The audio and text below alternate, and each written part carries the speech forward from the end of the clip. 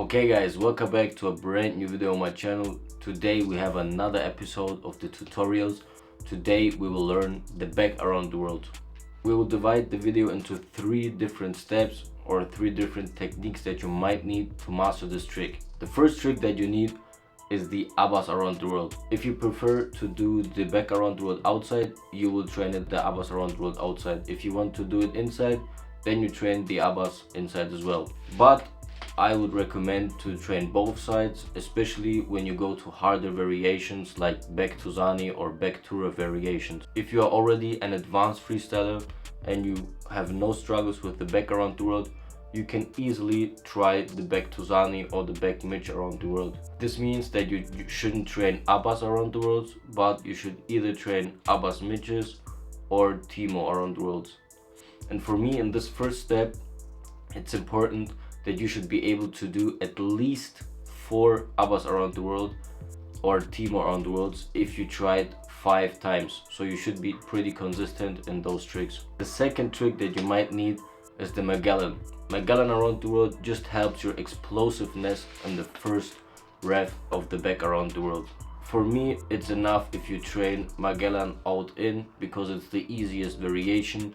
But if you want to have a good explosiveness or a more rapid back around the world that maybe seems also a little bit lower, then you should try Magellan out because it will help you also with the explosiveness, with the technique and with the speed of the trick, and it will of course look more stylish if you can do it cleanly.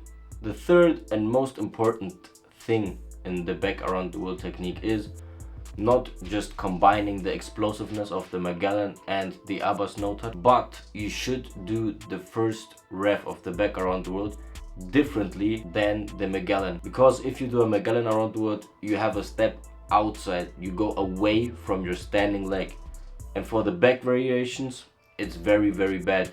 You should try to step near the other foot to be able to do a clean Abbas no touch after the first explosive revolution. Also, if you step right next to the other standing leg with the leg that does the first rev of the back around the world, this will help your speed on the back around the world, so you won't struggle so much with Beck-atw variations, back variations, or with no touches after a Beck-atw, for example. So I think these 3 steps are the most important ones. If you're having problems with the back around the world, train a lot of Abbas. You should do 5 out of 4 tries easily.